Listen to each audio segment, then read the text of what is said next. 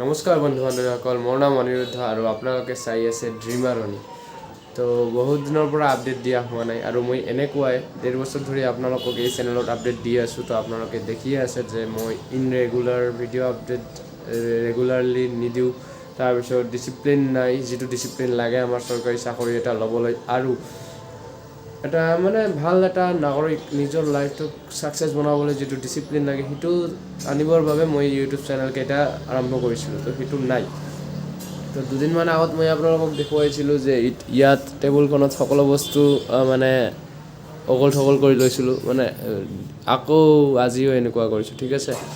তো 20 দিনৰ নিচিনা 19 দিনৰ নিচিনা মই ডেলিভাৰী বয় হিচাপে এটা কাম জইন কৰিছিলোঁ, ডেলিভাৰী পাৰ্চেলত, ঠিক আছে। তো তাত এতিয়া নবনিল কিবা কাৰণত, এতিয়া কামটো এৰি দিলোঁ।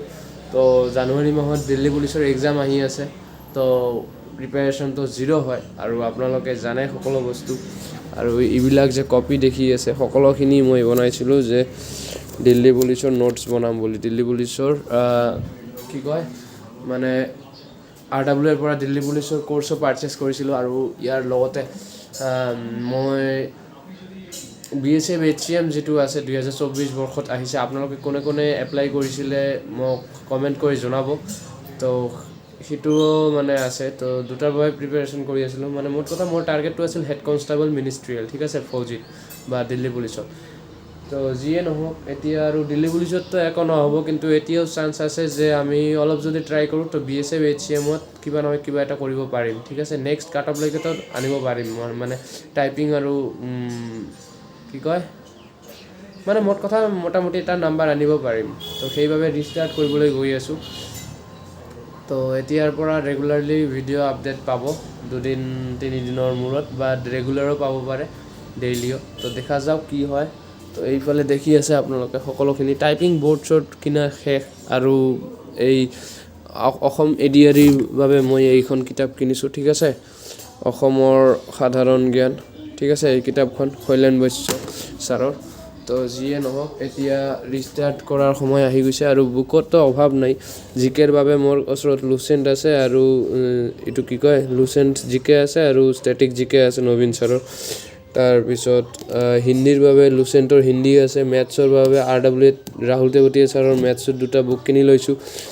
মানে যিবিলাক লাগে সেইবিলাক বস্তু সকলোখিনিয়ে আছে। কেৱল লাইনত আহিব লাগে। মই ইয়াৰ আগতে আপোনালোকক কৈছোঁ, কেৱল ময়ে ঠিক নহয়, বাদ বাকী সকলোখিনি মই এৰেঞ্জ কৰি লওঁ, ঠিক আছে।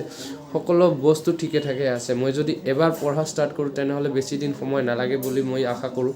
তো সেইবাবে এতিয়া ৰিষ্টাৰ্ট কৰিবলৈ গৈ আছোঁ। তো কেতিয়াৰ পৰা কি ভিডিঅ' আহিব আৰু কি নহয় কি, আৰু আপোনালোকক মই